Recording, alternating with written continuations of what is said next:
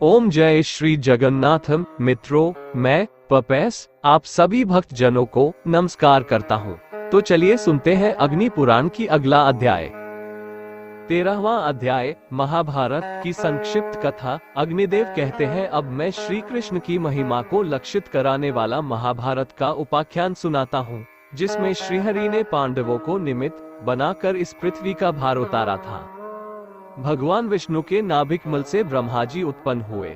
ब्रह्मा जी से अत्रि, अत्रि से चंद्रमा, चंद्रमा से बुध और बुध से इलानंदन पुरुवा का जन्म हुआ। पुरुवा से आयु, आयु से राजा नहुष और नहुष से ययाति उत्पन्न हुए। ययाति से पुरु हुए। पुरु के वंश में भरत और भरत के कुल में राजा कुरु हुए। कुरु के वंश में शांतनु का जन्म हुआ। शांतनु से गंगानंदन भीष्म उत्पन्न हुए। उनके दो छोटे भाई और थे, चित्रांगद और विचित्रवीर्य। ये शांतनु से सत्यवती के गर्भ से उत्पन्न हुए थे। शांतनु के स्वर्गलोक चले जाने पर भीष्म ने अविवाहित रहकर अपने भाई विचित्रवीर्य के राज्य का पालन किया। चित्रांगद बाल्यावस्था में ही चित्रांगद नाम वाले गंधर्व के द्वारा मारे गए। फिर भीष्म संग्राम में विपक्षी को परास्त करके काशीराज की दो कन्याओं अंबिका और अंबालिका को हर लाए। वे दोनों विचित्रवीर्य की भार्याएं हुई। कुछ काल के बाद राजा विचित्रवीर्य राज यक्ष्मा से ग्रस्त होकर स्वर्गवासी हो गए। तब सत्यवती की अनुमति से व्यास जी के द्वारा अंबिका के गर्भ से राजा धृतराष्ट्र और अंबालिका के गर्भ से पांडु उत्पन्न हुए। धृतराष्ट्र ने गांधारी के गर्भ से 100 पुत्रों को जन्म दिया, जिनमें दुर्योधन सबसे बड़ा था। राजा पांडु वन में रहते थे। वे एक ऋषि के शाप वश शतशृंग मुनि के आश्रम के पास स्त्री समागम के कारण मृत्यु को प्राप्त हुए। पांडु शाप के ही कारण स्त्री संभोग से दूर रहते थे, इसलिए उनकी आज्ञा के अनुसार कुंती के गर्भ से धर्म के अंश से युधिष्ठिर का जन्म हुआ। वायु से भीम और इंद्र से अर्जुन उत्पन्न हुए। पांडु की दूसरी पत्नी माद्री के गर्भ से अश्विनी कुमारों के अंश से नकुल सहदेव का जन्म हुआ। शापवश एक दिन माद्री के साथ संभोग होने से पांडु की मृत्यु हो गई और माद्री भी उनके साथ सती हो गई। जब कुंती का विवाह नहीं हुआ था, उसी समय सूर्य के अंश से उनके गर्भ से कर्ण का जन्म हुआ था।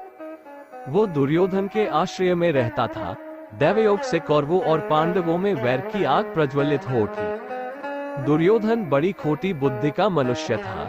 उसने लाक्षा के बने हुए घर में पांडवों को रखकर आग लगाकर उन्हें जलाने का प्रयत्न किया, किंतु पांचों पांडव अपनी माता के साथ उस जलते हुए घर से बाहर निकल गए। वहां से एक अचक्रा नगरी में जाकर वे मुनि के वेश में एक ब्राह्मण के घर में निवास करने लगे। फिर बक नामक राक्षस का वध करके वे पांचाल राज्य में, जहां द्रौपदी का स्वयंवर होने वाला था, गए। वहां अर्जुन के बाहुबल से मत्स्य भेद होने पर पांचों पांडवों ने द्रौपदी को पत्नी रूप में प्राप्त किया। तत्पश्चात दुर्योधन आदि को उनके जी होने का पता चलने पर उन्होंने कौरवों से अपना आधा राज्य भी प्राप्त कर लिया। अर्जुन ने अग्निदेव से दिव्य गांडीव धनुष और उत्तम रथ प्राप्त किया था। उन्हें युद्ध में भगवान कृष्ण जैसे सारथी मिले थे तथा उन्होंने आचार्य द्रोण से ब्रह्मास्त्र आदि दिव्य आयुध और कभी नष्ट न होने वाले बाण प्राप्त किए थे। सभी पांडव सब प्रकार की विद्याओं में प्रवीण थे। पांडवों ने संपूर्ण दिशाओं पर विजय पाए युधिष्ठिर राज्य करने लगे। उन्होंने प्रचुर सुवर्ण राशि से परिपूर्ण राजसूय यज्ञ का अनुष्ठान किया। उनका यह वैभव दुर्योधन के लिए असह्य हो उठा। उसने अपने भाई दुशासन और वैभव प्राप्त सुहृद कर्ण के कहने से शकुनि को साथ ले द्यूत सभा में जुए में प्रवृत्त होकर युधिष्ठिर और उनके राज्य को कपट द्यूत के द्वारा हंसते हंसते जीत लिया। जुए में परास्त होकर युधिष्ठिर अपने भाइयों के साथ वन में चले गए। वहां उन्होंने अपनी प्रतिज्ञा के अनुसार 12 वर्ष व्यतीत किए। वे वन में भी पहले ही की भांति प्रतिदिन बहुसंख्यक ब्राह्मणों को भोजन कराते थे। एक दिन उन्होंने 88,000 द्विजों सहित दुर्वासा को श्री कृष्ण कृपा से परितृप्त किया। वहां उनके साथ उनकी पत्नी द्रौपदी तथा पुरोहित धौम्य जी भी थे। 12वां वर्ष बीतने पर वे विराट नगर में गए। वहां युधिष्ठिर सबसे अपरिचित रहकर कंद नामक ब्राह्मण के रूप में रहने लगे। भीम से नरसोया बने थे। अर्जुन ने अपना नाम बृहन्नला रखा था। पांडव पत्नी द्रौपदी रनिवास में सैरंध्री के रूप में रहने लगी। इसी प्रकार नकुल सहदेव ने भी अपने नाम बदल लिए थे। भीमसेन ने रात्रिकाल में द्रौपदी का सतीत्व हरण करने की इच्छा रखने वाले कीचक को मार डाला। तत्पश्चात कौरव विराट की गौओं को हरकर ले जाने लगे, तब उन्हें अर्जुन ने परास्त किया। उस समय कौरवों ने पांडवों को पहचान लिया। श्री कृष्ण की बहन सुभद्रा ने अर्जुन से अभिमन्यु नामक पुत्र को उत्पन्न किया था। उसे राजा विराट ने अपनी कन्या उत्तरा ब्याह दी। धर्मराज युधिष्ठिर 7 अक्षौहिणी सेना के स्वामी होकर कौरवों के साथ युद्ध करने को तैयार हुए। पहले भगवान श्री कृष्ण परम क्रोधी दुर्योधन के पास दूत बनकर गए।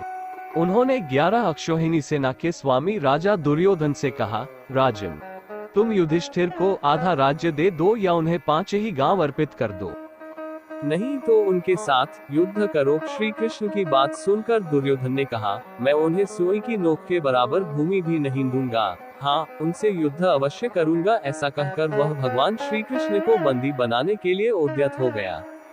उस समय राजसभा में भगवान श्री कृष्ण ने अपने परम दुर्धर्ष विश्वरूप का दर्शन कराकर दुर्योधन को भयभीत कर दिया। फिर विदुर ने अपने घर ले जाकर भगवान का पूजन और सत्कार किया। तदनंतर वे युधिष्ठिर के पास लौट गए और बोले, महाराज, आप दुर्योधन के साथ युद्ध कीजिए। इस प्रकार आदि आग्नेय महापुराण में आदिपर्व से आरंभ करके उद्योगपर्व पर्यंत महाभारत कथा का संक्षिप्त वर्णन नामक 13वां अध्याय पूरा हुआ।